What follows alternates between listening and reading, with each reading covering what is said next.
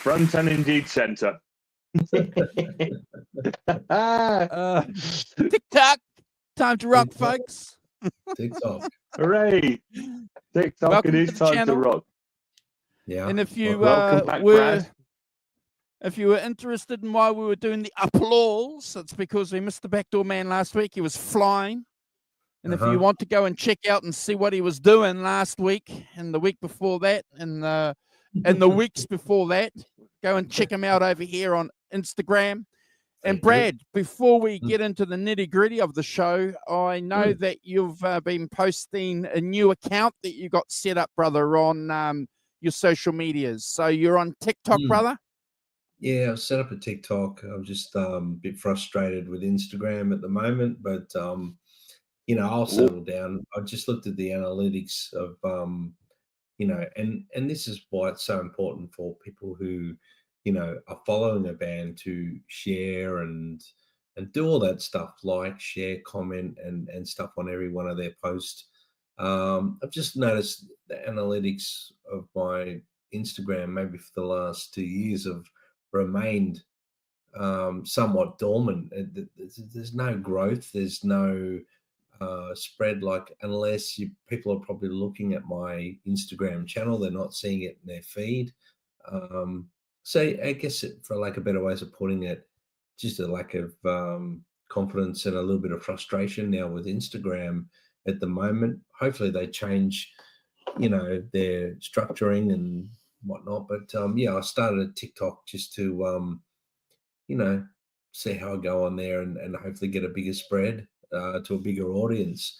Because the whole reason as an artist I have Instagram is to grow an audience, you know what I mean? And that's why I think every artist has one, really. Let's be honest. Yeah, we don't all have TikTok and Instagram and all that because we'd rather be doing stuff like gigging and writing songs and playing guitar, but coming up with content is fun at times, but it can be a bit of a full-time job as well. And when it's not No getting problem. I appreciate you. Yeah. I look, I appreciate you doing that, obviously, because the most important thing that we can ever do on this channel is support, obviously, people that support us, but also our fellow co-hosts. So I think somewhere I've got buried on TikTok a TikTok account, so I'll have to resurrect that. Yeah. And follow you. And I'm not sure how TikTok works, bro, as far as sharing. Like Instagram is pretty easy. You just go to Instagram and go at Brad Cook Music and it comes to you. So I'm assuming it will be something similar on TikTok. So if anyone is familiar with that and knows that's how it's done, let us know so we can do it. The same handle. Handle. It's at Brad Cook Music. But yeah, just I don't know.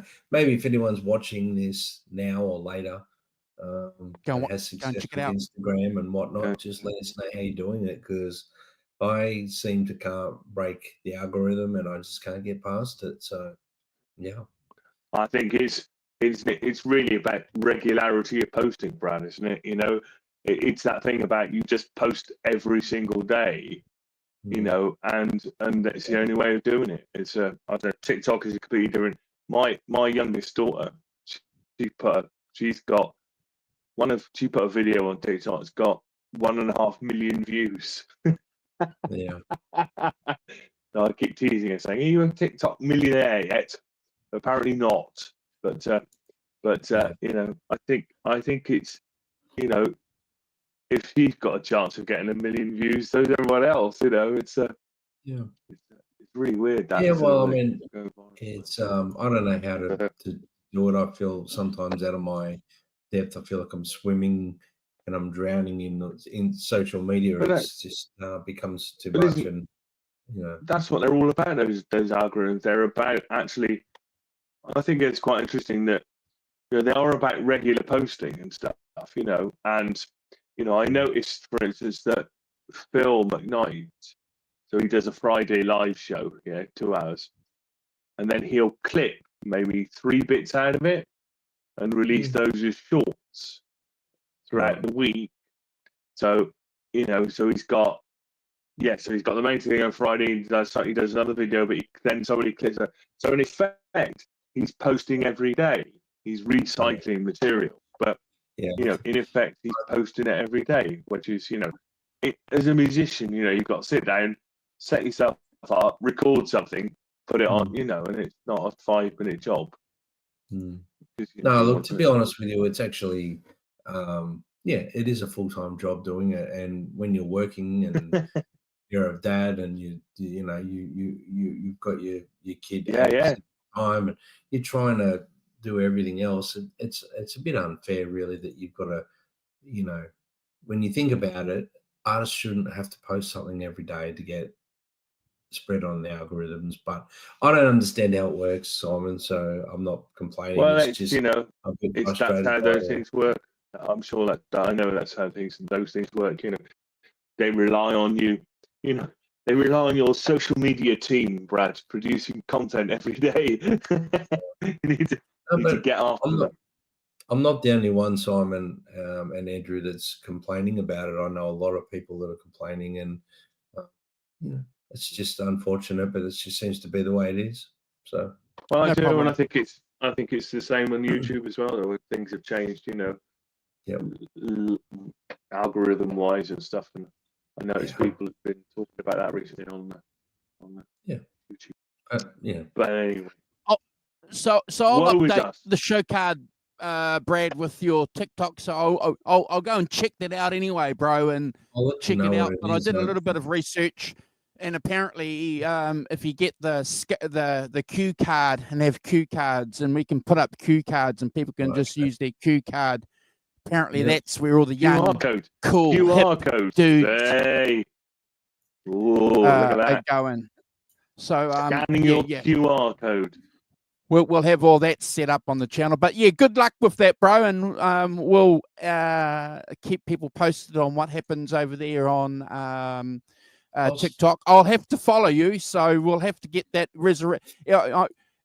I'll either have to open up a new account or get the password changed, because God knows what the password is for that TikTok account. I'll still post on Instagram, of course. I'm going to continue trying. It's not, I'm basically saying I'm not giving up, but I'm getting frustrated. And I thought, well, if I'm putting this much effort into Instagram and getting nowhere, well, I might as well try something else as well. Cool. Yeah. We'll check it out. Yeah. That's good. Anyway, bro, good to have you back after a week away doing some incredible gigs. So, like I say, go and check out Brad's Instagram account. And there's some really cool clips, bro, of you at that gig. So well done. Thank you for coming back. And we want to do a special shout out to Jim, who filled in for Brad last week. It was a pleasure to have the guy on, and the passion that he has for Robert Cray just was incredible, wasn't it? Yeah, made me go and listen to Robert Cray. I did listen to it all week, but then it made me listen to it in a different light after hearing Jim talk about it so passionately. So thank you, Jim. Yeah. Always great to have you on the show, whether I'm part of it or not. It's great to see your face on here. Yeah. Thank you, Jim. Yeah, thanks for coming on, Jim, and doing a great job filling in. I really felt like this time he's getting in the swing of it, sort of understood exactly how it all works. I think so. Yeah. That was really good. Yeah. Yeah. But, no. Message to everyone, mate. Yeah, back in your champagne rock and roll lifestyle, private jets, limousines. Yeah. I wish, Simon. I wish. Yeah, I Simon. know. Yeah. Although, could I say, where you were playing, that's a proper venue, mate. I said this last week. It's like that's a proper venue. Yeah, you know, that's not a bar with 200 people in it. No, it's one of the best venues in Australia, Darwin Entertainment Centre. It's one of the old school entertainment centres that actually look after the venue and really push, you know, great stage, great PA, great, you know, visuals, lighting, the whole bit. They're all about that, which is great. Yeah.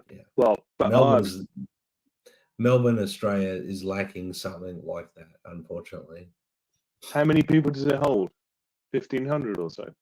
Yeah, I think with upstairs, downstairs, bit close, Simon, bit close too. Yeah. Well done. You know, as I say, I was saying last week, you know, congratulations, because you know, that's a proper gig in a proper theatre. That's not messing about in a bar like some people I could mention on this channel. You know? But the bar gigs the bar gigs are my favourites, to be honest with you. I mean, I love the theatre shows too, but the bar gigs you can turn up louder because there's more opportunity to. It's surprising you find when you play on bigger stages, you have to play a bit softer because for some reason they like everything sort of at a lower volume for the PA and keep it at a tame volume, which is fair enough. You know, the sound guys have got a job to do as well. But in a pub when it's packed, you can really turn up loud and give it a go. You know what I mean? Kicking, yeah. But anyway, so you know, well done for somebody playing a proper gig in a proper venue. It's a class, really, really good. Well done. Yeah. Well, you know, we're you know, A-grade players. Yeah. Cool. Well, no. Apparently we're B-grade players, but we'll leave it at that. B minus. Yes, must try harder. Yeah.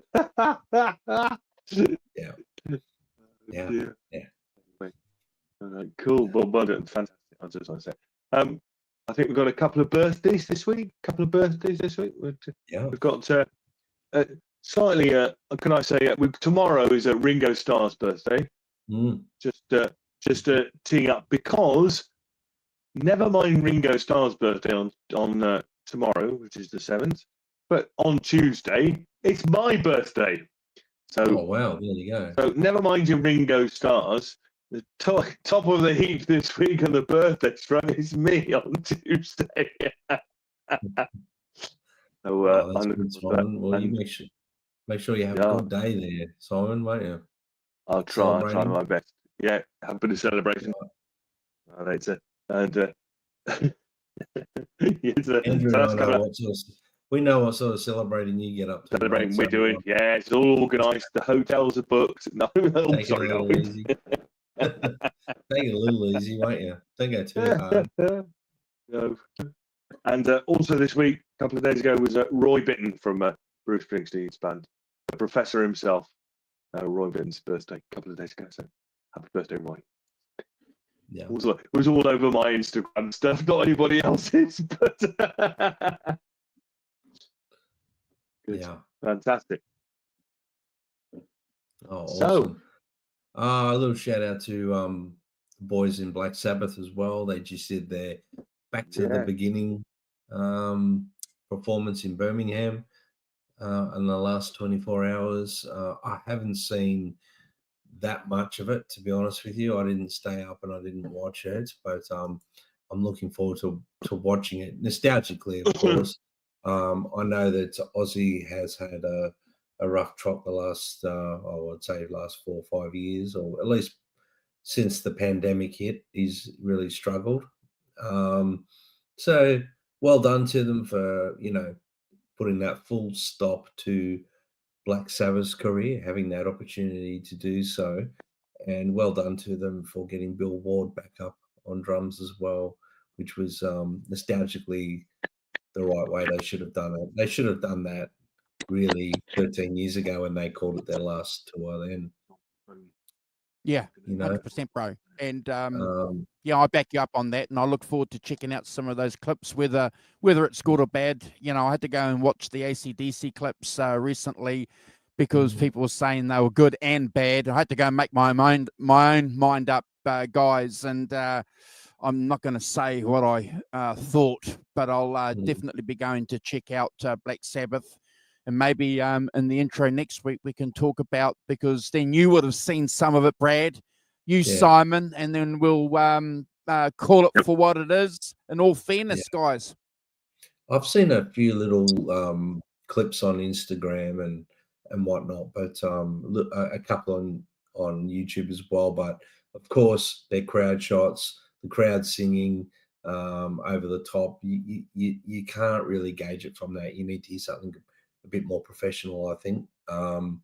The streaming side of it would have been great to watch, but that one of the places here in Melbourne called the Cherry Bar, they streamed it from 1 a.m. to 7 p.m.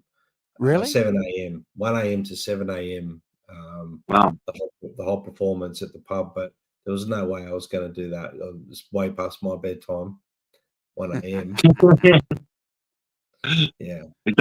Am I, guys in the chat, am I now not crackling? Just don't try to get crackling on my headphones. No, you're crackling. I think there Still is a little crack. Yeah. All right, hold on a second. I'll go out and come back. Hold on. Yeah. But Andrew, I was happy to see that they got Bill Ward back in for that last gig. I guess, like I said, 13 years ago, whatever it was, whenever they, or however long ago it was, when they did their final tour, I saw Black Sabbath on that, and I was a bit disappointed that they didn't use Bill Ward. Yeah, well, like I say, bro, I'll go and check it out. I'll spend the next 4 or 5 days watching, crowd clips and any official clips, and we'll spend 5-10 minutes next week talking about it, because, Black Sabbath, certainly we're a band that were up there for a long, long time. Well, we're part and parcel of this music that we celebrate here on the channel. So, we'll spend some time. But I have to tell you, mate, I was, you being our resident Aussie, I was really, really disappointed with the AC/DC stuff, bro, that I saw. I didn't see anything redeeming, bro, about it. And I'm a big AC/DC fan, and I'm never going to say anybody should hang up the guitar or hang up the mic. I'll never say that, but guys, they're pushing it, aren't they? There gets a point in a rocker's career when you've got to shift gear and look at doing something slightly different. And look at, say, someone like Slash, who's pivoting himself into the blues. You know what I mean? As you're getting into your 60s and whatnot, rock singers do struggle to sing that up their voice still. Andrew and Simon, they do struggle with that. Some are able to do it, some are not, and it does take a lot of effort and on the body as well, the touring, the this and that. So you look at Aussies struggling with Parkinson's disease and all sorts of stuff. I mean, he just wanted to full stop his Black Sabbath career. I'm sure you'll probably still hear little bits and pieces of music coming from him, but he will never tour again. From the looks of it, he was in his chair the whole gig. So. Well, you never know, Brad. Sharon be shoving him out there while he's lying down on something. Get out and sing. I think she's sort of come to terms with the fact that I don't think Ozzy's up to it now. Yeah. No, I think that's right. Yeah. Am I better now? Am I not crackling? Is it better? Slightly better, but it's all good. We can do the show. It's all good. So I know also, bro, that we have to do. We made a pledge that we were going to do Back in Black this year. It's been on our list. We've promised Helene that we'll do that. So that's going to be our tribute to AC/DC. That album, in my opinion, is one of the masterpieces. And I don't get into the conversation either, bro, about Bon Scott or Brian. I love all eras. Yeah. I'm the same. Yeah. Well, as far as I'm concerned, it's just what is, isn't it? Bon Scott died. What are you going to do? Stop or get another singer? You get another singer, don't you? And you carry on. you know, and then you record the material you've got with the singer, because that's a kind of loyalty thing, isn't it? You know, somebody new coming in is going to be the singer for the next 40 years or however long Brian Johnson's been in ACF. 30 years, but yeah, probably is getting on for 40. But you know, that's what you do, don't you? I don't think there's anything.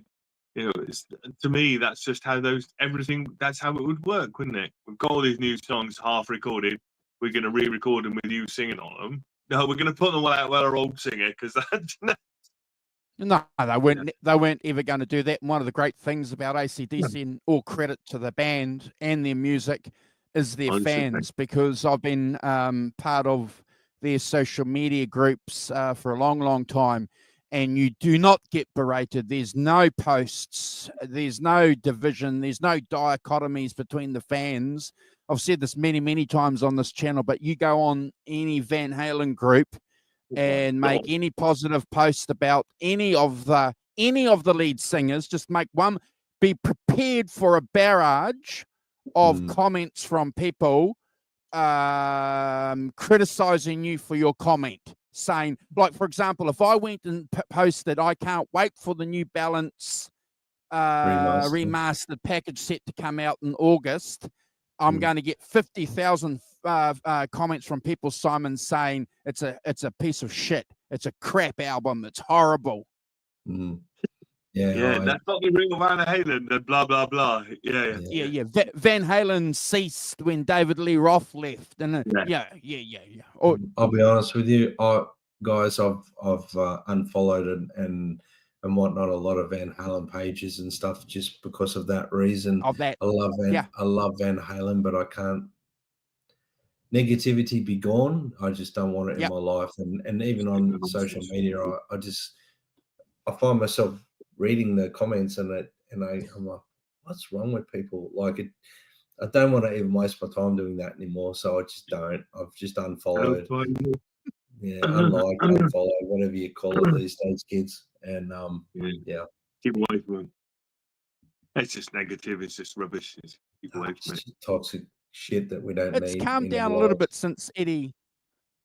It's calmed down a little bit since Eddie passed away, but I can tell you now, it's still flourishing. When Sammy came out and announced the Balance package, which I can't wait. I can't wait to get, and we'll do a show here on that when that comes out, guaranteed. But you know, again, the barrage of people, and you know, saying they wouldn't spend 5 cents on it, and then people say, but you've spent 20 words on making a comment about it. People are strange. But that's different. Yeah, was it words are cheap? But oh well. Look, let's be honest. Jim Morrison was right when he said people are strange. Yes. Yeah. Johnny's right. I'm with Johnny Heartbreak. Yes.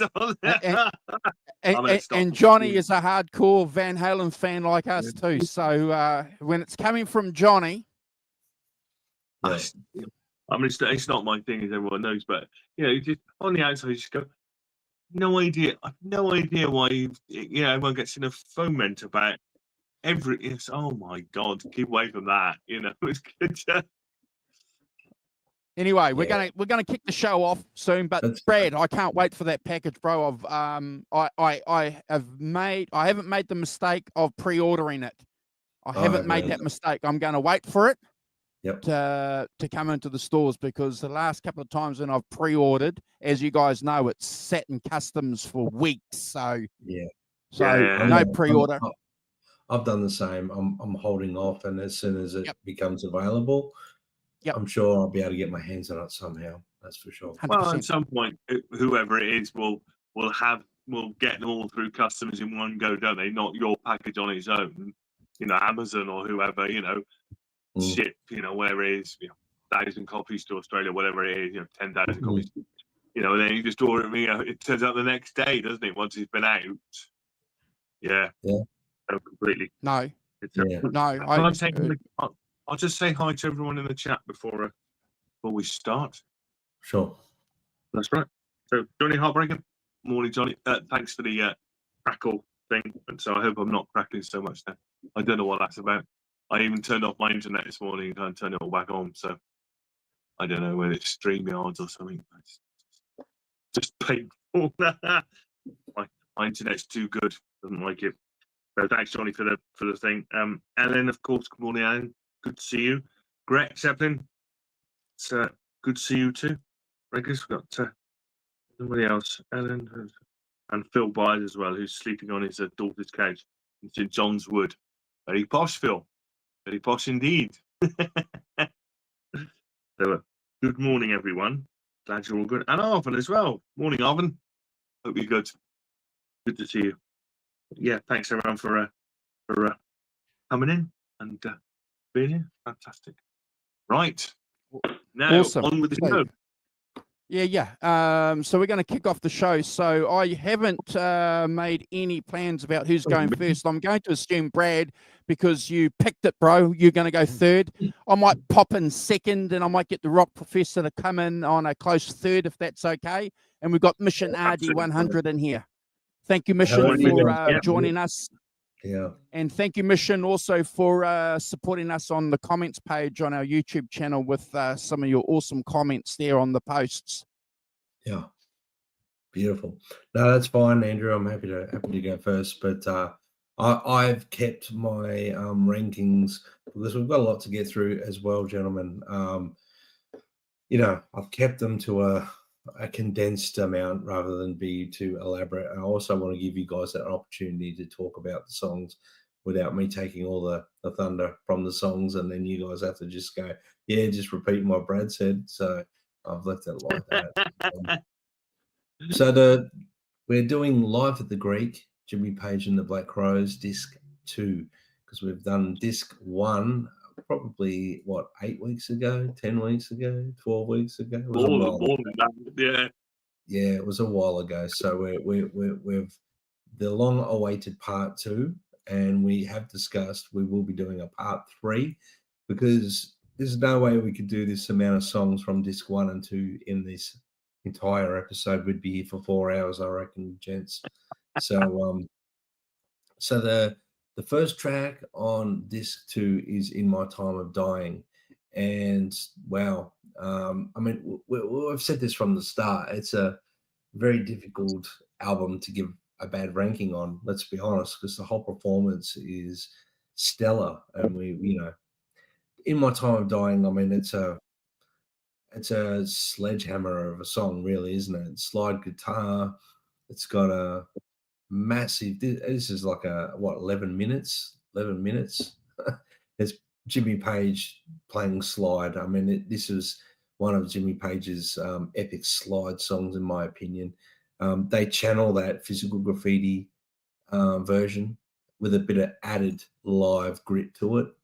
Chris Robinson, his vocal on this is earthy. He's phenomenal. He's got his own voice. He's got some imitation of Robert Plant in there, but he's adding his own depth and growl and everything to the song as well, which I love that. He's doing the Robert Plant thing the Chris Robinson way, is how I say it. And mate, let me tell you, love the 3 guitars in this. I mean, the Physical Graffiti version is 1 guitar. It's a live take. There's no guitar overdubbing or anything like that. It just gives a lot of separation and almost like a 3D sound, especially when you're listening through. And gents, I highly recommend you listen to this album with these headphones, because you can really hear the separation of the guitars. The drumming is fantastic. Jimmy Page solo, some fine slide guitar playing. A couple of little things I noticed, a little rushed with the drum accents. Some of them were just a smidge rushed, especially the stopped one. That bit, it just a little rushed, but that's totally acceptable in the sense where it's a live version. And hey, it's not Led Zeppelin, it's the Black Crowes, you know what I mean? And they've done an an epic job with this song. It's a classic version of In My Time of Dying, really. I loved Zeppelin doing it. I love hearing the Black Crowes emulating it with Jimmy Page's just as much. It's a 10 out of 10, guys, for me, and never a skip. Andrew, you next, did you say? Yep. Yeah, bro. Appreciate that. Thank you for introducing the first track. Look, I'm like you and the Rock Professor. We're diehard Led Zeppelin fans here on this channel. We make no apologies for that. We even have a semi-regular show dedicated to this band. And some of our most watched videos, Brad and Simon. In fact, our most watched video, 14,000 viewers on the ranking of the tracks, has been a Led Zeppelin video, Celebration Day. So there's a lot of people out there in the world who think like us that Led Zeppelin is one of the greatest bands ever. And to have one of the greatest guitar players from one of the greatest bands and rock and roll team with some guys that really, really know how to rock and roll and celebrate not only their music, but also Led Zeppelin's with Jimmy Page is a fantastic gift that we've got. And, you know, I'm glad that we're catching up and following through on this album, because it's been on the list for a long, long time. So, you know, thanks guys for getting together so that we can share these thoughts. Like Brad, I'm going to go a little bit quickly too, because, you know, we don't want to be repeating things, and we want to make sure that we've got some room there for other guys. But I'm just going to say that this is one of my favorite songs ever in the world, Brad. You know, that slide guitar intro that Jimmy Page did with Led Zeppelin, it's one of the defining slide guitar intros, in my opinion. Is it technically, you know, a difficult intro to play, Brad and Simon? No, it's not. You know, but it's got that swagger that Jimmy Page has, and you can hear that in it. And when you go and watch some videos and watch them play this song, you can feel that swagger, and it just meets that perfectly, doesn't it, with these guys from the Black Crowes? And it just blows me away. This isn't like a tribute band, you know. This isn't a rip-off tribute band, and if it was, they would still be one of the best tribute bands. But it's definitely a celebration, isn't it? It's a party. You feel that. I hadn't listened to this side, you know, for a while, and boy, you know, after listening to this track, Brad, you just think, wow, it's incredible. Go and check it out. You know, one of the best live versions of the song ever, Simon. And I have to give it, like Brad, a 10 out of 10. It's never a skip. Simon. No, you're right. It's I think that there's lots of interesting things about it. I think that the three guitar bits gives it a real you know, it gives it a real kind of 3D depth. And I listening to this, I was conscious that, I know you said it, but you know that this kind of Page's vision on particularly Presence, but you know, that of having multiple guitar parts and kind of, you know, building up the guitar bits, you know, this kind of fulfills that vision, you know, really nicely, and you know, makes the songs have a really, you know, big, rich sound. And as you say, you listen on headphones, you listen on stereo, they sound great. And I mean, I think the drummer is fantastic. I'm not in the least bit. I mean, I think he does the most difficult job really well. You know, I mean, it was like, you know, I mean, I yield to no one in my admiration of John Bonham. I think is one of the greatest drummers ever. I mean, it just, you know, his own style, his own thing, and the way he plays Led Zeppelin, you know, made by his drumming as much as anything else. But I remember his name. I'm terrible with names. Apologies. But Steve Gorman. I just think that he does such a great job on this, you know, and the different parts of that great machine gun stuff that, you know, they played in the middle of this, in the middle section, but then getting drumming so that it swings in the slower bits. I did notice him going too fast, Brad. Anyway, that's because I'm not a drummer, but I think he does a fantastic job, and I think that's hopefully that's high praise from me. That that he, I never ever felt on any of this stuff that like that's that was the weak point in any of it. And I think it'd be very easy to be the weak point in that. He didn't quite get it right, but I think he does a magnificent job. I think, interestingly, the bass player is just the rock solid guy, unobtrusive all the way through. I think, he doesn't do anything spectacular, but because there's so many guitars and so many bits, that just a couple of bits I picked out, that full sound of the guitars, and also I noticed that one of the guitar players is just playing like a drone single chord thing, when they're playing behind the slide parts, which is clearly not on the original stuff, but yeah, just a going like I said, like a drone, which is really cool, and that plays almost into that kind of that kind of North African music that Jimmy Page is really interested in. I think it's really well done. It's a magnificent version of it.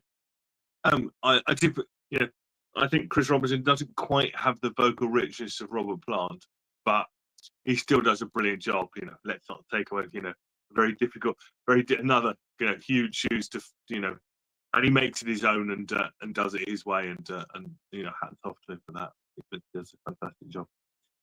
So it did 10 out of 10 for me. Never a skip either. The great version of it, and those huge guitars. Never get enough of them. Right. Yeah. I think it's one of the highlights of the whole 3-disc package is the 3 guitar players. I think they do such a really good job. Really good job. They obviously did a lot of homework working out what parts they were going to play, Simon and Andrew, throughout the whole package. Obviously, they took it very seriously, and I love that. I believe that whenever you're going to do something like this, you've got to put a lot of thought into what you're actually doing, and they obviously did a great job. Proof's in the pudding, isn't it? So song 2 off disc 2 is Your Time Is Gonna Come, and this is a song I've always loved of Led Zeppelin 2. It's got that gospel rock sort of thing, gospel-y thing at the start by John Paul Jones, and I love the way that they've done that. I personally think it's one of Zeppelin's most underrated songs. I think it deserves a lot more credit than it gets. The organ here, it really glows. It's very warm. It's really inviting. There's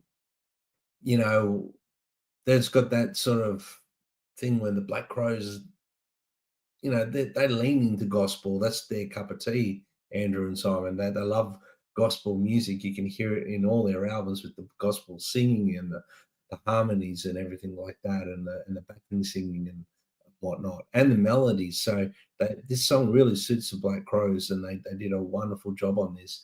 But they still give it a bit of a Southern soul flavor, in my opinion. I love the drumming and bass playing. They're really grooving. The 3 guitar parts, they spread again, real fantastic. Again, I'm going to mention it. I love how they tailored the guitar textures in each song. Right, I'm going to play Telly. I'm going to play. Well, Jimmy will be playing the Les Paul. So I'm going to. How they did it, they made sure that none of the guitars blended too much. There was a good separation of tones. I'm hearing B bender guitar playing there by Jimmy Page with a guitar with a B bender. If anyone doesn't know what that is, it's when you pull down on the neck and it bends the B string to give you that countryish sort of feel. Or what would you call a pedal steel guitar, Andrew? Is that what that's what it's emulating, that B bender? So it's really highlighted in the solo by Jimmy Page.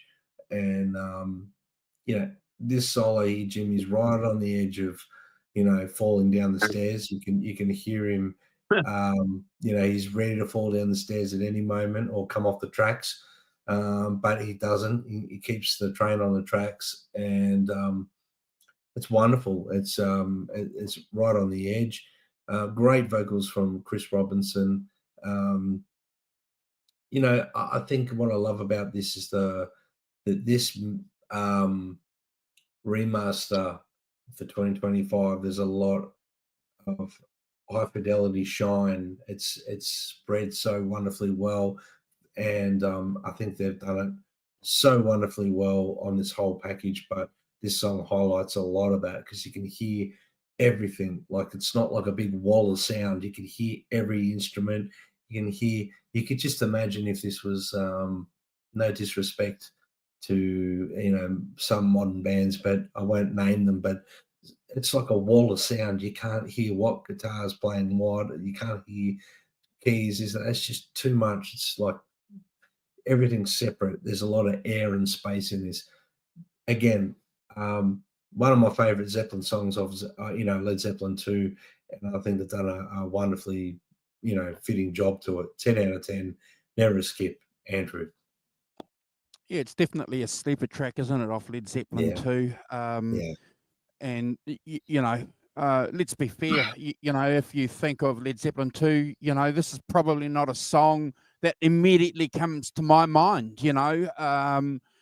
Having said that, I have to agree with what you're saying, bro, about this song. It's incredible. And the Allman Brothers and not ZZ Top, Lynyrd Skynyrd have a lot to answer for their southern rock flavorings and the way that they've influenced a lot of bands, because that filtered through, didn't it, quite clearly to the Black Crowes, and the Black Crowes took it to another direction and managed to sneak it into this song. So good on you, bro, for mentioning that, because again, this is something that the Black Crowes are bringing to a Led Zeppelin song, which what I like about this collaboration, it definitely is.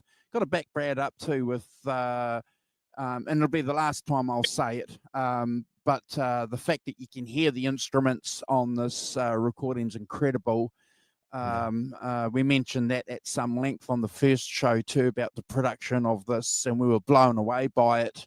And it's a good reminder for a lot of rock and roll band producers out there that are doing this kind of stuff today. Go and check out, this re-release stuff for a good example of what you need to do, because we're digging it. Move away from that wall of sound crap that you're talking about, bro. It's got its place, but definitely not in this music here that we're talking about. I love the keys. You've hit the nail on the head, bro. The keys are incredible, powerful guitars. And Simon, the drum intro is fantastic. You can't argue with Mr. Gorman, because he's in the pocket. It's brilliant. Bro, I'm not giving this 10 out of 10, bro. I'm giving it 9 out of 10, but it's never a skip. Simon. Yeah, just a small point, guys. As the rock press, I need to point out that Your Time Is Gonna Come is on Led Zeppelin 1, not Led Zeppelin 2. Sorry. The second side of it. before the whole of the Led Zeppelin hordes descending from the hills upon us. That's why you're here, Simon. That's why you're here. First track, side 2, Led Zeppelin 1. It's just saying. Yes. That's why you're here. That's why you're here. Anyway, I completely agree with what you said. I think that that again, the use of keys is really interesting. Not really in the previous song at all, but add coloration and that, and church like organ at the it's sort of similar to John Paul Jones's, but not the same. And he adds some touches of his own, which is really cool. As you've said, the huge sound of the guitars, and I think that I don't mind 3 guitars all playing together. When there's an American avant-garde musician called Glenn Branca, who does guitar orchestras. So where he does, you have like 20 guitars playing the same thing, right? So those 3 is hardly anything at all. And also the other thing I noted that I think you guys have touched on it, but I think that it's a great song with melody, real, proper melody, real I think this is good, by the way, not about pop sensibility. I think that there's a lovely bit with the when they sing the chorus. That there's a lovely solo bit of guitar playing underneath the singing when they're doing that. And it's really classy and lovely playing. And I think that that it's easy to think of Led Zeppelin as the great sort of Sturm und Drang kind of bashing the doors of Valhalla down kind of thing. But this is much more subtle than that, and as I say, a great melody is a great song. I think that's really important to say. As I say, and this brings out, and everybody does a great job. And it's 9.5 out of 10 for me. Never a skip. Nearly a 10, but not quite. Brad. Yeah, well, can't all rank it the same, but no, still good rankings. And thanks for clearing that up, Simon, because maybe I'm a bit tired or something, but I do know it's from Led Zeppelin 1. I just made that boo-boo. That's why you're here. That's why you're here to school us. So yeah, the next track is Remedy, which is a Black Crowes song. And well, for me, Remedy's always been a very Zeppelinish style song. Andrew, I don't know, I think we've mentioned this once before. It's got that real Zeppelin style riff to it. I think having Page in here kind of just gives it a little bit more. Maybe his guitar fills the gaps a little bit, some extra phrasing here and there, but it's pretty true to the real version, or the true version of Remedy from the album anyway. There's not a lot of improvised section or anything like that. Page doesn't overpower. He complements, is what I'm going to say, the best way to put it. Slightly faster version, though, than I like it sitting back a little bit slower. But I think, again, in a live setting, when there's a lot of energy and a lot of feedback from the crowd, like the enthusiasm from the crowd, it can be easy to accidentally start a song too fast because you're excited or whatever. But maybe they wanted to play it a little bit quicker too. I don't know. Chris sings remarkably well on this one, but it is his own vocal, so he owns it. It's his song. The piano playing is fantastic. In fact, the whole band owns this song because it's the Black Crowes. Great solo from Audley Freed, and but the guitar playing, the three guitar players on this one really blend well. I've always loved this song. It's one of my favorite all-time Black Crowes songs. It takes me immediately back to when this album came out. Southern Musical Money Companion. Southern Harmony Musical Companion. Yeah, that's the one. Yeah, and it always takes me back to when that record came out, Andrew. And it makes me warm and fuzzy hearing this song. So, but I think it's a great version of it, and to think that one of my guitar heroes is playing on it as well really makes it special. 10 out of 10, guys. Never a skip for me. Andrew. Yeah, I agree. It's one of my favorite Black Crowes songs. Great album that it came from. Great video. Again, these guys are doing things a little bit different that no one else is doing when they released this album. So it kind of fits into that whole Led Zeppelin group because they were doing the same kind of thing. So, a great collaboration. Sorry to keep repeating that, but I just think this is fantastic, and we got to be talking about that more often. And, good to see that these guys came out with this package, and it's a shame that we can't show more of the live clips. We're talking about that in the green room, one of the reasons why we're a little bit late, folks. But I have to agree with you, Brad. It's a little bit faster than the original. I kind of don't like that, but I don't mind it, if you know what I mean, because it's a live setting. And if you go and check it out and see what Chris is doing, he's all over the place. And it's not unusual for them, if you go and check out some of their live clips, for them to play this song faster anyway. So it's, it's not unusual for them to do that. I love Chris's vocals on this. He clearly delivers it because it's, you know, his song, isn't it? You know, so he's saying, "Hey, baby, take it." Brad, you know, originally I was going to give it 8 out of 10, but, you know, I'm going to give it an extra 0.9 out of 10 because Jimmy's on here, and Jimmy would have loved playing this song. Yeah. Simon. Yeah, for sure. Yes, you're right. It's not so like, and we have, just in case anyone knew, we have ranked the Southern Harmony and Musical Companion, so it is on the channel if anyone wants to go and watch us talk about the whole album, which is a great album, and yeah. So, but yeah, I think, you know, it's the Black Crow song, and they do it fantastically well. Great fierce solo. Really like the fierce solo. It's you know, really comes in, and I think that there's the backing vocals as well that give it that kind of gospel feel that's quite interesting. That I couldn't remember if I didn't go back and listen, but it seemed to be on this track as a bit of a rarity, to be honest. I didn't hear them particularly on any of the other tracks. But they bring something, don't they?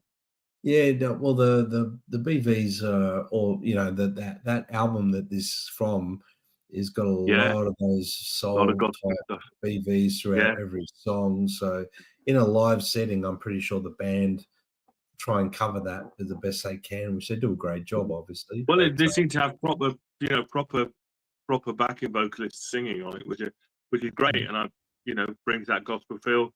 You know, I think the piano is much more prominent on this track than it has been on some of the other tracks. You know, obviously it's fine. It's but you know, that use of the instrumentation, you know, different instrumentation on different songs to have different colours. Yeah, I think they do a great job of doing it. I too gave it a 9 out of 10. Never a skip. Brad. Beautiful. Well, so the next track is the Lemon Song, and I'll get this right this time. It is from Led Zeppelin 2, and so they do a good version of this one. It's a funky version. I love the understated groove that they've put on this. Obviously, that John Bonham groove is very hard, and Steve Gorman does a wonderful job at this, but it's slightly understated, which I love. I love that. I think when I mean that in the best way possible. It doesn't overplay the groove. It's just sitting there where it needs to be. The band stretches this one out a little bit. They let the song breathe. Pippin's bass playing is wonderfully good in here. I love that thick melodic sort of bass playing that's reminiscent of John Paul Jones. Obviously, nobody's John Paul Jones, but he does a great sort of bass playing job as it is. Jimmy Page is soloing here. He's got flutters of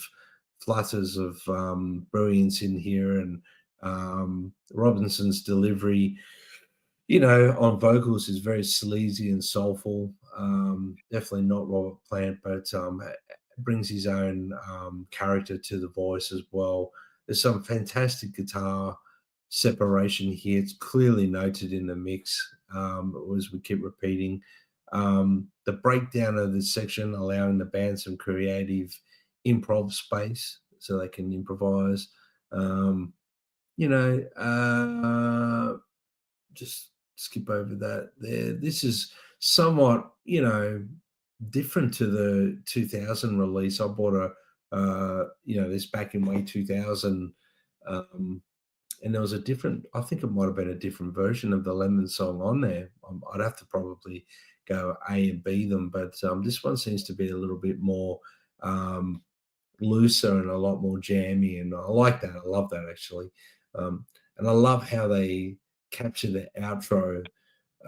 It's a hard song to cover, so it's got that Zeppelin feel to it. They've added their little improv section, and they've done a Black Crowes job to it as well, which I love that. So I've given it a 9 out of 10 and never a skip. It's very hard to rank this album without giving it sort of very high scores. Andrew. Yeah, I agree with you, bro. And that's why I think you just have to accept the fact that if you're doing a comparison to Led Zeppelin, well, you're doing this album a disservice, I think. And I think we covered that in the first show, didn't we, guys? You know, that this has been ranked on its own merits. And obviously, we're going to make connections back to original songs because that's what we do. But, you know, the Lemon song's just a fantastic song, isn't it, Simon? It's great. It's, you know, one of Jimmy Page's signature Les Paul songs, you know, and it's a riff, Brad, that, you know, you always try and learn early on, you know, and try and get that timing that you've talked about, which is, you know, so much a part of what the riff's about. I love it. You know, when I first heard it on this collaboration, I loved it. You know, what a number. They've nailed it, the whole groove and everything. It's a great live version of that song on that important album. I'd have no problem saying to someone, go and listen to the original and then check this out as a live version of it. I wouldn't have any problem doing that at all. And because of that, because it's so powerful, I have to give it a Brad score. It's you know, just a fantastic track. Simon. Yeah, it's as you say, it's a bit difficult to. I mean, I don't necessarily compare it. It's just really nice to see Page out playing with a band that can do it, to do all these things justice, and you know, it's and I think that's what's thrilling to me. You know, that he's able to go out and do these songs, and that, you know, and that because of all the instrumentation, you know, the two guitars and the black rose, the keyboards. Yeah, you can do everything, can't you? You can cover a whole, you know, multitude of bases, different things. This is a great verse, isn't it? You know, starts off with the old Killing Floor bit at the beginning with the old Howling Wolf song, and then, as you said, the change of rhythm into the double time thing, and they you know, they do that fantastically. That works really well, you know, and still maintains the swing of the song in spite of the fact. And I think it'd be quite easy to lose it, you know, if you went too fast or did too much. But Steve Gorman, hats off to him again. You know, I think he does a brilliant job on this. And I think that, you know, towards the end, some very nice, you know, they use drop downs and come back in as well. That's really good use of dynamics. And you know, as you said, Brad, Page is able to stretch out a bit on this, isn't he? Does a bit of, you know, improvisation. You know, you want to know how to do, you know, improvised blues, you know, then go and listen to Jimmy Page.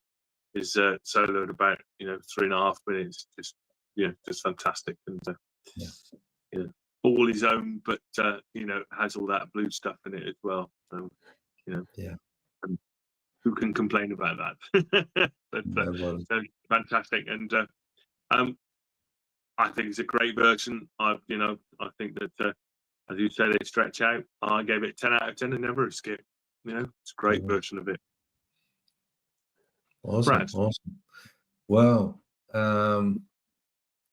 In the Light is track 5 off the album, and wow, what a rare gem this was. You know, I never expected to hear this one because I don't think it was on the original release of the Live at the Greek, and I think it was a wonderful inclusion, and I can't believe it wasn't actually on it.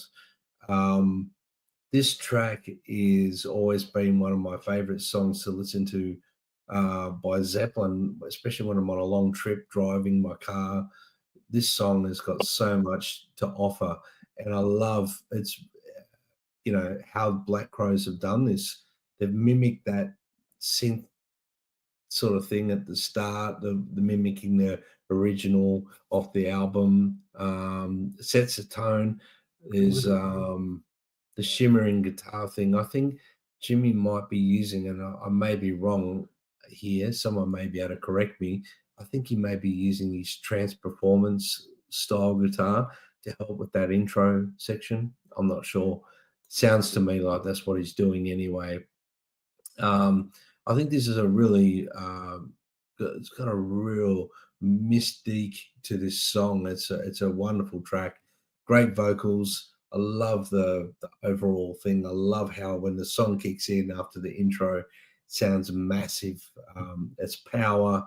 The drumming is spot on. The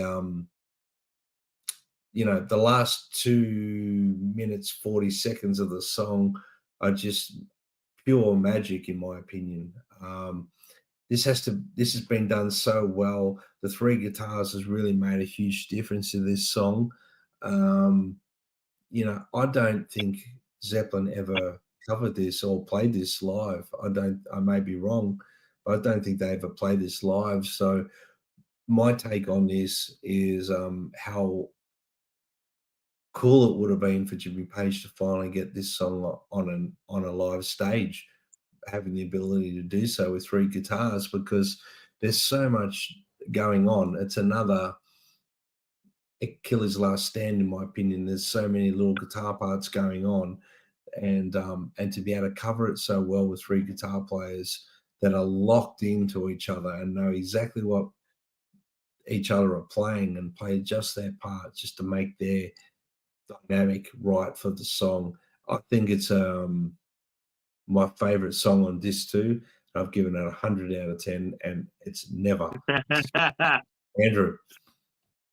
I agree with you, bro. It's a great song, and I'm glad that I've covered it. And it's like a rambling on song, isn't it? You can just walk along to it, and I don't mean that disrespectfully. It meanders along really nice. It's really, really, and then it just bolts off, Simon, into this, incredible music. Look, I'm like you guys. I think they would have been a little bit happy to maybe do this song because it hadn't been played live too, so it would have given them a little bit of confidence to come out, Simon, and just, maybe unleash a little bit. And I sort of get that feeling on this track, Simon and Brad. I'm sure they haven't recorded it live. No, they haven't. No, yeah. While I certainly rank it highly, I hope I don't get timed out for this, Brad. But yeah, I think it's a great version of the song. Definitely up there with the recorded version. I'm giving this 9 out of 10. And Simon, please, am I being timed out? No. Yeah, definitely. Okay. 9 out of 10. Great song, Simon. Mine 9 out of 10, Brad. Honestly, what should we do with him? Look, in the stocks. borderline timeout. That's a borderline timeout for this one, Andrew. But yeah, I know.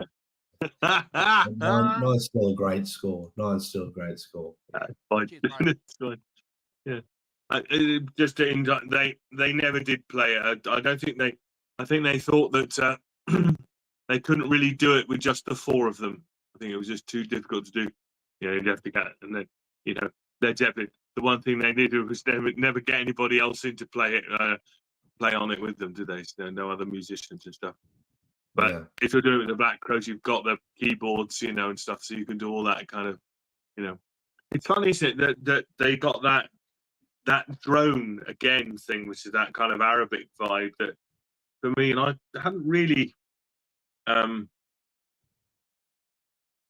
made the sort of connection with that, and this seemed to bring it out more, interestingly.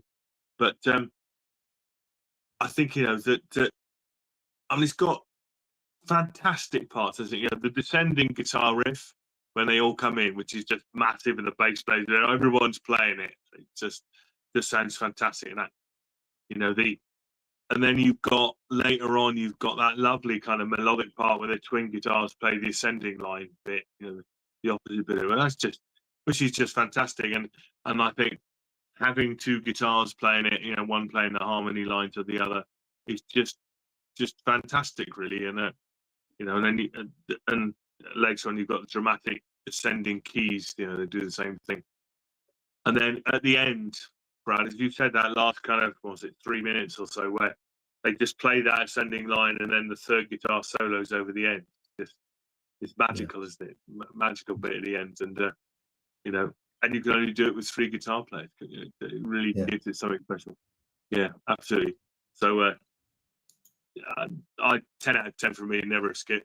Absolutely not. Because I think they bring something of themselves to it. It's not just a Led Zeppelin copy. They can introduce all these other bits and stuff, make it their own. So, yeah, 10 out of 10 for me, never a skip. Right. Yeah, well, it's hard to follow up a song like that on a live recording. I mean, look, at the end of the day, then what do you do after that? You do a blues song. You've got to come in with a blues track, and Shake Your Money Maker. They certainly went into like a real fun style blues song here. It's got a real full throttle sort of blues rocker bathroom sort of vibe to this one. The guitars, the pianos, they really let loose. There's a classic blues playing from the whole band here. It feels like the Black Crowes are an old school Chicago blues band, but they're bringing their own swagger to it. It's loose. It's got a real fun vibe to it. Great vocal by Chris Robinson. There's I love the improvised nature of the song where all the guitarists, let loose. Rich Robinson's slide solo is also great. It's good to hear Rich Robinson playing slide. I know he's a slide player and an open tuning player, but obviously in this setting with the Black Crowes with Jimmy Page, he was, a texture guitar player, but then, he's a great guitarist in his own right. So it's good to hear Audley play as well. Rich, Jimmy Page, they all got different styles, but I really enjoyed hearing Rich's slide solo on this. Like I said, great piano. The solo is outstanding, and it's very cleaned up. It's a really, excuse me, it's a really sort of like a palate cleaner after the hearing In the Light is so heavy. And I love it. I love the blues, and I love it when a band really dig into it like they did on this. I gave it 10 out of 10, guys. Never a skip. Andrew. Yeah, if you're going to play Elmore James, you're going to play it, aren't you? And these guys definitely have the credentials to do it, and it's played sloppy, like all good versions of it should be. It's played the way that Elmore wanted it to be played, by thrashing those guitar strings. It was not ever a Dwayne Allman style song, whether you're playing single string notes, Brad, or a Derek Truck style, which is all great and incredible. But, to hear, these guys and Rich play it like this will always be, in my opinion, one of the great qualifiers for the blues. Yeah. And, you said it's a palate cleaner, bro. It's a credential giver as well. These guys are doing it, and they've got one of the greatest guys ever who was schooled and learnt probably directly off the record, Simon, along with his cohort at the time, directly off the record. So, I love all versions of the song, Brad. And when it's done this good, sloppy and powerful, and a party song, and a live setting, Simon, it's got to be worth the admission to the gig. 10 out of 10 for me. Never a skip. Yeah, I think that's right. For me, it's, as you said, Andrew, what do you follow something as kind of big, powerful, and, with all that stuff as in the light, well, you revert to, it's now fun time, it's now rock and roll fun time for me, this, and that phrase palate cleanser, I think, is completely right, and they do a great job of, and they sound like they're having a lot of fun playing it and things. It's, I think it's great. Just, as you say, slide guitar solo, got piano solo, got it. Just everyone takes a turn, and it just goes around. It's sort of one of those, right? Everyone's going to get your 16 bars or whatever, and playing it through. I give it 8.5 out of 10. Not quite so much as you guys, but that doesn't mean I don't love it. I just I think it's the lighter side of it, and there's slightly less from me. But yes, 8.5 out of 10. Brad. Yeah, well, that could almost be a timeout, but we'll let you off. All right, we'll let you off. Bit of caution, yellow card. Yellow card, yeah, yellow card. So the next track, track 7, Sloppy Drunk, Jimmy Reed style sort of cover. This is a Chicago blues sort of vintage sort of vibe song. The CROWES and Page lean into the blues here. It's the roots of, you know, a lot of these bands, of these guys in the band, especially Jimmy, as you mentioned, Andrew. Chris sings his ass off on this one. He's really going for it. Jimmy's phrasing, you know, he's showing his love for, like, you know, all of his heroes from that period. Audley is playing, you know, he's smooth. He's a smooth cat, this Audley Freed. He plays very smooth, very sharp. He's got a bit of swagger as well, but he's a real smooth operator on the guitar. Rich's, you know, slide is very gritty, and you know, he adds that really fun side to slide playing. He's a fun slide player. He doesn't take himself too seriously as a guitarist, more a songwriter, but I love that. He's like, he's definitely like the, what would you call it? The Keith Richards of the Black Crowes. He's definitely that. So, yeah. You know, it's a blues purist song, really. I love how the mix on this makes you feel like you're in a club, like you're listening to it in a club. Again, I think it's fantastic. I gave it 10 out of 10. Never a skip, guys. Andrew. Yeah, Brad, I'm glad you mentioned, you know, the archaeology back to the blues with this track and the previous track. It's in the same vein, isn't it? And again, I have to give credit to these guys, because the Black Crowes have always said, right from their first album, you know, they've done a couple of covers from, you know, the generation before, and, you know, in their articles they talk about the blues and, you know, country, and their dad being a, you know, country guitar player, showing them and playing them stuff. Jimmy Page has always made that link back, hasn't he, Simon, you know, to these blues guys. And out of all the songs they could have done from their own careers, you know, they've decided to pick, you know, these songs as a link back to, you know, where it all began, Brad. So, you know, all credit for that, you know, and well done for them to do that. The track itself, though, I love the slide guitar solo. It's incredible. It's exactly in that Chicago vibe that I love. Dovetails into, you know, from that previous song. I gave the previous track 10 out of 10. I got to give this 10 out of 10 too, bro. Well done to the guys for including these important tracks. Yeah. So yeah, just a. I mean, it was first recorded by a man called Leroy Carr in 1931. So it's an old song, and and made famous by Sonny Boy Williamson as well. Basically, those versions of piano and harp. Sonny Boy was piano and harp, but Leroy Carr is basically a piano piece.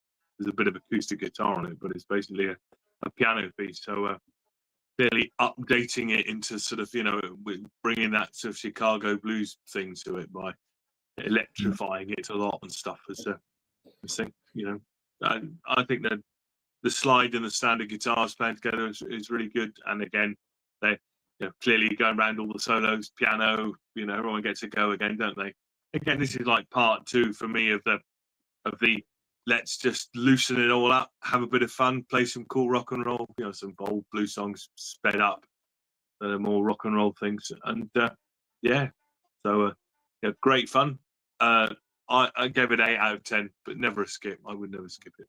But, for me, as I say, these two kind of, you know, were much lighter, much more fun time things. And so hence my scores. But you can shoot me if you like. But Nah. that's what I wrote, and that's what I'm going with. No, that's all good. Next song is a Yardbirds, Old Yardbirds, another Shape of Things. And I guess it's a bit of a nod to Jimmy Page's pre-Zep days. This is a pretty meatier version. There's a lot of stake behind this one, guys. The riff is a bit harder. The tempo is, a bit tighter, sort of thing. Great drumming in this song. I mean, the way Gorman's drumming in this is fantastic. Chris Robinson sings fantastic. Page's solo, very psychedelia. He's hitting that psychedelic vibe. He plays blues equally throughout the solo as well, but it's very, he's tapped into his psychedelia sort of days with the Yardbirds. I love hearing the three guitars through this song in particular, the separate parts, some nice slide again from Rich Robinson. And, this is A-grade players here. You know what I mean? They're covering a Yardbirds song, The Black Crowes Way, with Jimmy Page on stage with them. And, it's actually hearing Jimmy Page playing live. It's a gift. I mean, we're not blessed with that as anywhere near enough anymore. And to hear it this fresh, it feels like I'm, when you're listening with headphones and you shut your eyes, it feels like you're at the gig. It's really exciting. I've always loved this song, Shape of Things, and I love the way that they've covered it. I think it's a fantastic version. Again, I'm giving this 10 out of 10, guys. I keep repeating myself. I've only given one 9 out of 10, but this is a difficult album for me to rank anything but 10 out of 10, guys, and never a skip. Andrew. Yeah, bro, it's an important song, isn't it? It's a key song for a lot of bands over the years. It's been covered by, Richie Kotzen, Rod Stewart, just two incredible guys that come to my mind. Kind of surprised originally to see that it was included because, you'd be hearing a version of it and then you'd be, okay, what are these guys going to do to the song? So Brad, you've nailed it. It's got that psychedelic vibe in there, which is really, really great. All credit to Jimmy Page. And then you remember, okay, Jimmy Page was involved in it, Simon. So, from the concept. So, of course, it's easy to kind of forget that, because he was one of the three Yardbirds guitar players, wasn't he? Of any repute, anyway. Look, I love it. The vocals are incredible. The power of the guitar matched by the drums, Brad, that you've mentioned on this track's fantastic. Like you too, bro, I've given this a 10 out of 10. Important song. And glad that they've tagged it on behind these Chicago blues kind of guys' songs. And it's never a skip. Simon.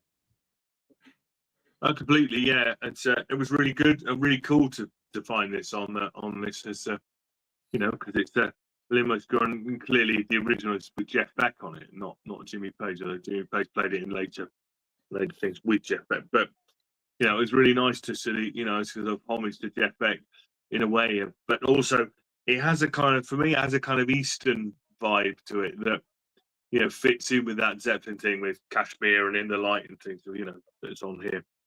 So and I think the fact that it's pretty short, it's got those different sections to it and stuff, and got a great guitar solo, and and then you've got the sort of galloping drum section that gives it a lot of dynamics and a lot of there's a lot of things going on in the song, a lot of color, and there's some piano at the end, and that kind of dramatic descending riff under the singing as well. That there's a lot in the composition of 3 minutes kind of thing that make it quite typically a 60s song. It's so for me, great, and they give it a tremendous power, don't they? All of them playing together gives it a tremendous So I give it a 10 out of 10 as well. Never escape. As I say, I was really pleased that they did something from the Yardbirds thing. It was unexpected from my point of view. So fantastic, Brad. Yeah. Well, from the Yardbirds back to another Zeppelin classic, in my opinion, and Yay! Nobody's Fault But Mine. I always say that in every setting at work, in the band. Oh, it's my fault. It's nobody's fault but mine. And every time I say that, I think of this song. This is a dark and menacing version of the song. It's got it's an amazing guitar tone by Jimmy Page with that thick phase effect that comes in once the three guitars come in playing together. It sounds outstandingly tight. This is, I've heard Zeppelin covering this, not covering, Zeppelin performing this live, and I shouldn't say covering, performing this live, and it's lacking that three guitar thing. And then you put the three guitars together, playing all the parts, and it sounds like a semi-trailer coming straight at you. There's nothing going to stop it. It's unbelievable. I think Robinson, his vocals on this, Chris Robinson, he sings with conviction. He's rhythmically on the money. He's emotionally very raw. The drumming and bass in this are thunderous. Tight would be an understatement. The band is just tight. Chris, he's playing some amazing and menacing blues harp during the solo. And then obviously Jimmy Page, in true Jimmy Page style, plays his guitar solo. I totally dig this version. They nailed the arrangement as well, which is fantastic. It's a thunderous version of Nobody's Fault But Mine. I'll be very surprised if any of you guys give it any less than a 10 out of 10. But it's a 10 out of 10 for me, and never a skip. Andrew. Yeah, you're right, bro. As you've read my mind. It's an incredible song, isn't it? It's just one of the greatest rock and roll songs ever. And you've again taken my notes. It's great to hear this track with three guitar players who know what they're doing, Simon. And you're getting it. And Brad, you talk about music being a color palette. You're getting that with these guys on this track. I've got Holy Moly written down here. This is my favorite track on this disc, guys. It's pure rock and roll, Brad. It's pure rock and roll. And these guys have done a great version of it. Probably, Simon, it could be my definitive live version of the song. And because of that, I have to give it the Hughes score, which is 8 million out of 10. Yes, 8 million. It doesn't actually rate. Yeah, fantastic. Those three guitars, though, definitely just cut the salad, cut the mustard, cut the roast, whatever you want to cut, Simon. Mustard, you cut mustard, sir.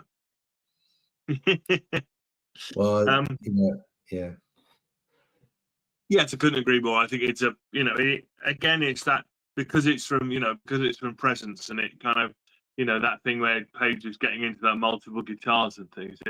That this really plays into that. Having three guitars to play, really plays into Jimmy's vision of that from this later period, and it's it's a fantastic version of it as well.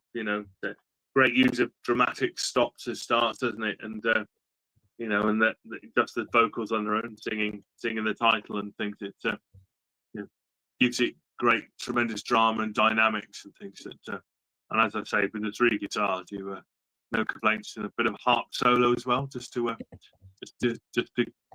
bring you back to that kind of blues, that blues thing. Again, interestingly, first recorded in 1927. So, you know, taking it right back to the early days of the blues, you know, and things we were talking about a couple of weeks ago, you know, with our 3 acoustic blues players and things, and we went back to that era. You know, how much of it goes back to those, you know, and how many people have recorded it, re-recorded it, changed it around and things. So it's again, fantastic drumming.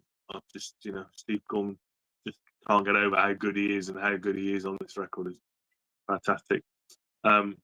Yeah, I gave it 100 out of 10. Never a skip. He's one of my favourites on this, definitely. Yeah, well done, well done.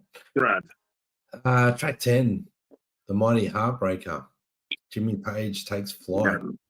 I put here unhinged and alive. He's just gone for it in this one, and it's still one of the greatest Zeppelin riffs, in my opinion. You know, everyone raves about Whole Lotta Love, and rightfully so. But this riff here is, you know, a close second when it comes to a blues riff for me. It's a phenomenal song. The CROWES keep that energy there of the original, but leaving plenty of space for Jimmy Page to dominate throughout the song. It's a really great guitar tone from all 3 players in this, and the bass in this is punishing in the verses. It's got a fuzz or something going on there on the bass to really make it sound like it's going to punish you for being, you know, punish your ears for listening. You know, it's fantastic. Chris sings the hell out of this one. Chris Robinson. They nail all the accents perfectly throughout the song. Then we get to the solo. Page doesn't really try to replicate the studio solo. He channels it a bit, but his improvising has always been very done with a sense of urgency. And, you know, he does play some parts of the recorded version, channeling it, and then he does stretch out and do what Jimmy Page always does live, which is just go for it. And he nails it. It's great. It's scary because you're thinking, he's gonna fall down the stairs, and he doesn't. He gets it, you know. And I love that about Jimmy Page's playing. In no way, shape, or form would I accept the fact that someone says he plays sloppy. I don't really think that that's the case. I think it's more that's how Jimmy Page goes for it, and that's what he does, and he's well known for it, and rightfully so. The solo section in this, you know, when you're listening to it, it's especially in the headphones, you feel like Jimmy Page is standing right in front of you doing it. It's unbelievable. And that outro, the way they play the outro is fantastic to the end of the song. Oh, look, 10 out of 10, guys. Never a skip. Andrew. Yeah, bro. You know, when he pulls that G note from that E string down, you know what it is. And, you know, that riff, that is a short riff. But it's a tricky little riff to play, you know, when you're learning the guitar. And even, you know, if you haven't played it for a while, Simon, and you got to go back and, you know, renegotiate it, it's, you know, it's a tricky little riff. It sounds, it's what, it's one of those riffs that sounds really, really easy, doesn't it? You know, but when you go and play it, Brad, it's, you know, it's got that timing, you know, as well. And if you're trying to nail it anyway, if you're trying to get as close to the record, you know, you got to learn it. Any guitar player who's a Led Zeppelin fan is going to have a go at playing this, aren't they? You know, yeah, it's a rite of passage. And you know, when I heard that note, you just know what it is. And look, I love it. I think Jimmy Page, there's nothing Jimmy Page can do that's wrong. You know, even when it comes to his own stuff, Simon, he's entitled to reinterpret anything he wants. Who are we to criticize? You know? How dare we? Yeah. Not saying, Jimmy, that we're criticizing. We're not. No, we love you. No, but we're not. Yeah. We're not criticizing. We're not saying anything like that. We're just simply saying you can do anything you want. And Speak we'll for yourself, support you. Mr. Walton. Keep digging. But it's certainly got that oomph and power which you'd expect from this song. And Simon, when this song came out, it was one of the singles, wasn't it? Well, it wasn't a single. It was one of the songs that was played off the album on FM stations regularly. It was one of the songs that gave them the following, that they built on in America. And they had to include this, Brad, didn't they? Out on the tiles says demonetized. Yeah. Chris is on fire on this track with his vocals as well. I'm gonna, I was tossing a tuning about giving it a Brad or a 10 out of 10. I'm gonna give it a 10 out of 10, Simon, and I'm still happy with that. I just love it. It's a great version of a important song, Simon. Yeah, I don't have much to add. It's one of Led Zeppelin's greatest riffs. I agree completely, Brad, with that. That huge guitar sound, it's like just massive, isn't it? It just comes in, bang. But I think, that what he does, Jimmy Page, is that he plays that single note, doesn't he? Dan, dan, dan, and then he plays those little flurries. Then he plays the single note. Then he plays the flurries, and then he plays that really fast kind of, thing. It's just tremendous sense of space and dynamics. You want to know about, a solo with space, dynamics, and different things, within a pretty short space of time. It's a fantastic piece that does all those things, and I think he's playing as well as ever, Jimmy Page. I think, for me, sticks pretty close to the original. It's not, I've seen some recorded versions that do some other stuff in it and things, but he sticks pretty close to the recorded thing, which I think is right. But and then towards the end when he's soloing over the drive and rhythm section, it's fantastic as well. I think it's a great version. I gave it a 10 out of 10 and never a skip. One of my favorite Zeppelin songs, and this completely does it justice. So, yes, yeah, Brad. Yeah, good work. Second last song on the second disc. So we're getting there, guys. We're getting there. It's a long haul, this one, because it's 12 songs, and they're big songs. You know what I mean? So I think we're doing pretty well for time, which is great. Bring It On Home. I've always loved the way Zeppelin do this, and that whole intro with that real traditional feel. That real Willie Dixon sort of thing. Some great harp playing and singing from Chris Robinson there.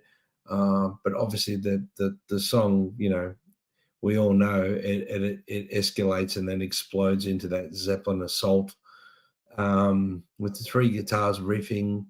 It's tight, it's crunchy, it's seamless. The drums and bass are huge. They sound big. Chris's vocals are obviously amazing. And it's, what can I say? The drums sound punchier in this song for some reason. I don't know why, whether he must be hitting that a little bit harder. He's really going for it, Steve Gorman. I've always loved this song. I love the feel of the song, the way they're playing it. And the three guitars really highlights that riff assault, because they can play the octave section and the lower section and fatten it right up. So 10 out of 10, guys. Never a skip for me. Andrew. Yeah, what an easy album, bro, to rank, isn't it? And then we've got disc 3 to talk about as well. But look, I adore this song. I think it's fantastic. The harp. It's a rambling song, Simon. It starts off. It's a song that you ramble to. Chris's vocals. You've got the slide guitar there. And it's okay. And then you're coming up to a bit of a slog, and then bang. You've got Brad that you've described so incredibly well.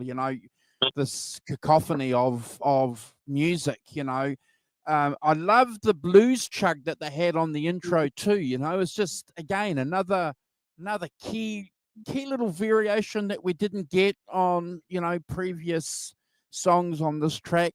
You know, what a band, and what a project, Brad. You know, they've just, you know, nailed it.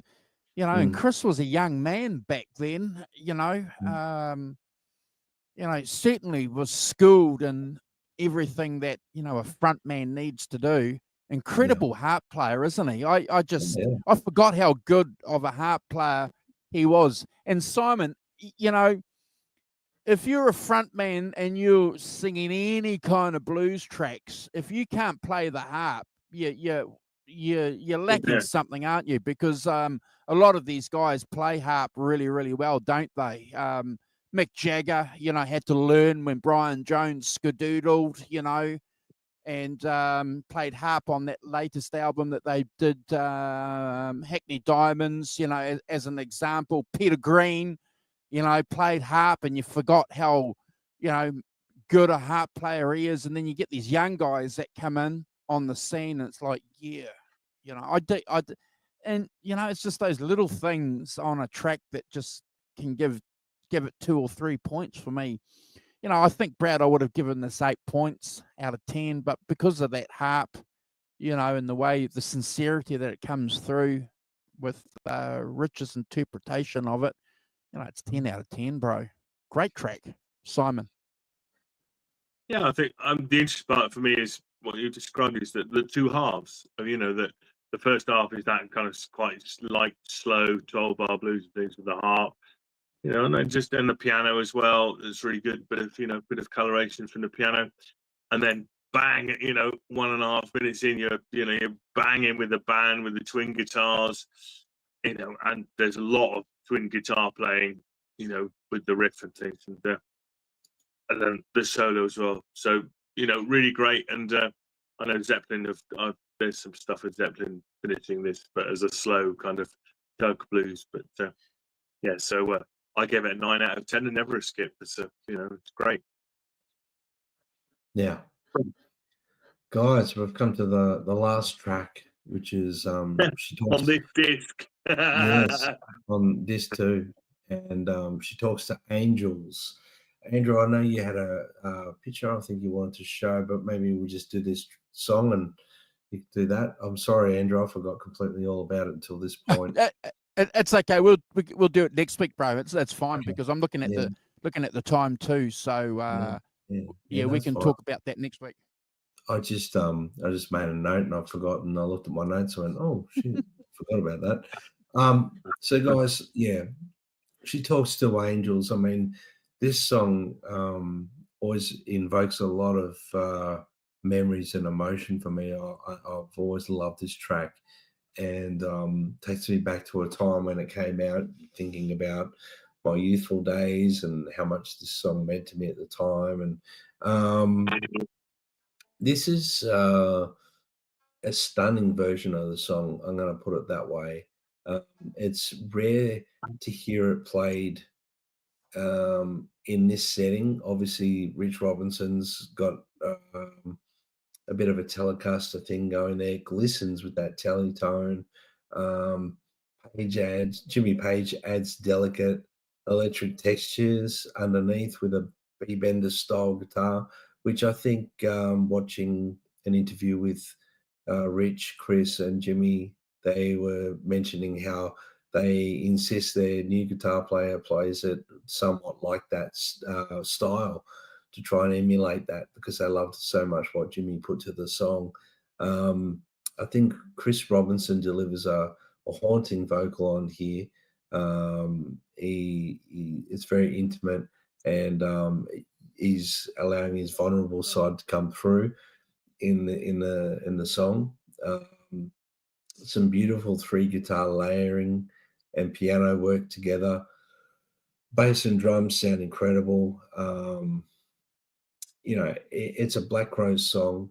They own it. They're playing it. It's very cool how Jimmy Page is just adding and enhancing to it. He's not really trying to overpower it. He's just as Jimmy Page does. He thinks of the song, and I can imagine how much Jimmy Page would have loved working on this song in particular, because it does have a very retro vibe to it, and a very open feel, a lot of space, a lot of air. And I love how he just sits in the band, and the band's performing, and he's just part of it. It's fantastic what he's done. There's a lot of warmth, it's fitting.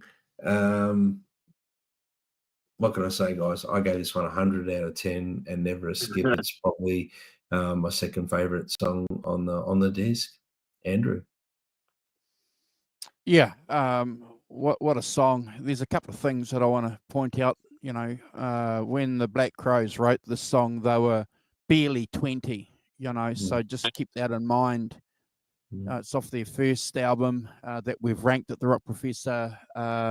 Mentioned we've ranked their second album. We've also ranked their first album on the channel as well. So if I remember, I will put links if you're watching on a replay to those shows, because they're incredible shows.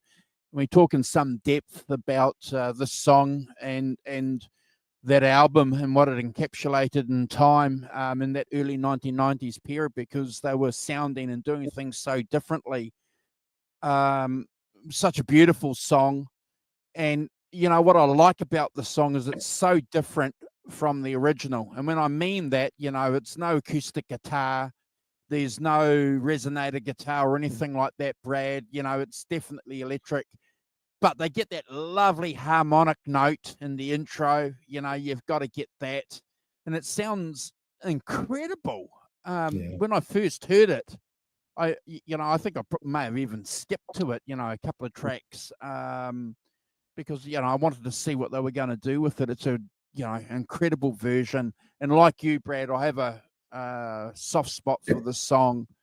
It gets played on classic radio. Here's Simon on a regular basis, and boy, do I crank it up every time it comes on. I can't believe these guys, and we often talk about this, don't we, with these great artists and guitar players and songwriters on this channel, that some of the great songs were written when these guys were in their 20s, barely 20. Yeah.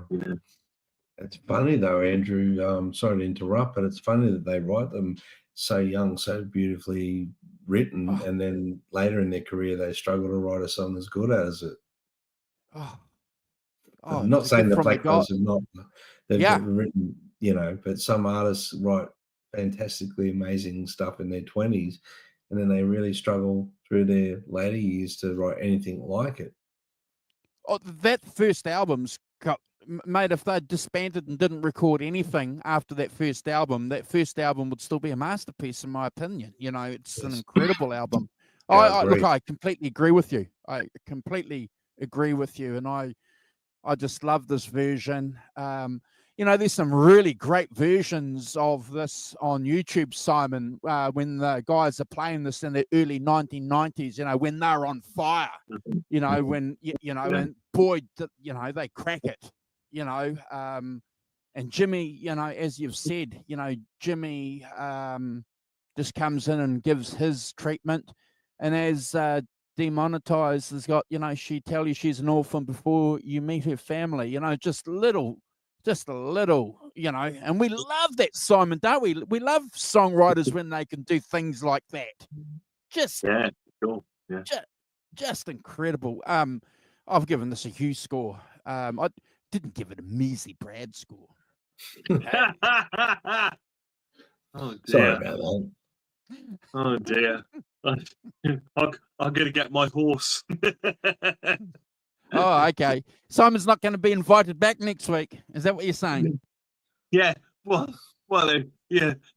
I'm only giving it a miserly 10 out of 10. Oh, okay. Well, that's all right. Okay, that's all right. I feel like, geez, that's like giving it a 4 out of 10. It's terrible. But no, it's I agree. It's a fantastic song. It reminded me. And I mean, I thought somebody is playing acoustic on this song. Is it, or is it all electric? And it sounded very acoustic. It's all electric, is it? That's interesting. Okay, I thought there was acoustic stuff at the beginning, and which I really like. I think that that intricate sort of acoustic sounding,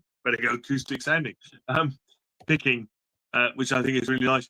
It reminded me very much of country Rolling Stones. The Rolling Stones do country stuff. That's a good thing. A high praise in my books, and that's what it reminded me of. And I think that what makes it so great is that they kind of went into that same territory as the Stones often do with that country vibe. 100%. And it's all quite subtle, isn't it? It's subtle bass and very straight drums holding down the beat, not doing anything special, just in the background. And that kind of towards the end, you've got that really nice kind of piano and slide punctuating the vocals and things, which is, makes it special. So I only gave it a 10 out of 10 and never a skip. How dare you? I know. I feel the shame, Brad. The shame. It's a great song, and it's a lovely version of it. So, yeah. Awesome. Cool. So there we go. Well, there we go, Disc guys. 2. Disc 2, the long-awaited episode of Disc 2. It's been a epic sort of return to this this record, but honestly, I think it was a program. What do you call it? A project that is Kevin Shirley, the producer, and the guy who recorded it and all that stuff says. The caveman. It's a project that should have kept going. Really, in my opinion, it should have been something that went longer than it did. Unfortunately, it disbanded. But imagine if they had recorded some material together live, not just live stuff, but studio equipment stuff. Well, yeah, and well, at least we've got this, and I'm just gonna give you guys a heads up for disc 3. We got Oh Well, You Shook Me, Whole Lot of Love, Custard Pie, and are we gonna do those sound? Are we gonna do disc 3, guys, or not? Yeah. Are we? Yeah. Okay. Let's do this. Why not? Why not? Just Cool. Finish it off. Out on the, all right, cool. And we'll do the sound checks too. So, there's some great stuff there, and we'll talk about that. But I agree with you, Brad. It's a project, that should have continued. But boy, what a project to have. We've got it, bro. We've got something. Oh, it's great to hear it in such pristine recording and clarity and mix as well. So Custard Pie. It's like I think one of them mentioned it's like catching lightning in a bottle, and I think they did. Yeah. I'll tell you what. And when disc 3, and you didn't mention it, but hey, what can I do? Which I've got on a single. I've had it on a single for 35 years. But wow. I really like that. I think it's a fantastic little song. So I'm putting in a special mention for that, because it's not normally on Led Zeppelin stuff at all. Not on any albums, just a single somewhere. Yeah, really Zeppelin's single or something, wouldn't it? Yeah. Well, Brad, right, thank you, bro, for kicking. Next week we'll get the Rock Professor to do intro the songs, followed by you, Brad, and then I'll go next. Yep. So put aside 2 hours for next week. And we'll look forward to yes, Alan. Next week is disc 3. Yep, we'll do that. We'll get rid of this project, and I'll do a show card for that. And if you are watching on a replay, please subscribe to our channel, and I'll have some links here as well. And I'll include Brad's TikTok account here as well. If you can go and pop over there and say g'day to him over there as well. Yeah. Rock Professor, do you want to do a shout out, and we'll go and walk dogs and have coffee and have pizzas? Can I say, you're not catching me on TikTok anytime soon. Apparently it's for young people. Brad, I'm so sorry. I just don't feel as though I could do it. My kids will give me so much stick. No, that's fine. That's fine. Thank you, Give me my- Demonize. We'll sub back to you as well. We sub back to Yeah. everybody that Demonize. subs to us. So, yeah, if you want to pop in next week and join the party, you're more than welcome. Sure. Yes, Good to see you. Thank you. Fantastic to see you, and thanks for the subscription. That's really good. And Thank you. thanks for the cool comments. Really good. We encourage that. We like people. Ellen as well. All the scores, all the things. So Ellen, thanks to you, and I hope you're good and everything's all right where you are. Mission RD 100. Thanks for dropping by. Some great comments as well. And further up, we had Arvin, Johnny Heartbreaker as well. We had Gret Zeppelin. Thanks, Gret. It's good to see you. Hope you're good. And Phil Byers right at the top. So Phil, hope you're awake. We didn't send you off to sleep. On the other hand, demonetized. Hope we sent you off to sleep at some point. Take care, and we'll see you next week. Yeah. For part 3. Yeah. Hold on, mate. I'm just subbing to Demonized now and writing a message to him. Give me 2 seconds, Simon. Sorry. Demonetized. No, it's fine. Fantastic. I'll look him up after the show. See what. Yeah, I'm just checking his channel out. So he's got a channel where he does a lot of guitar covers as well. Cool. Nice. Definitely a guitar player. There you go.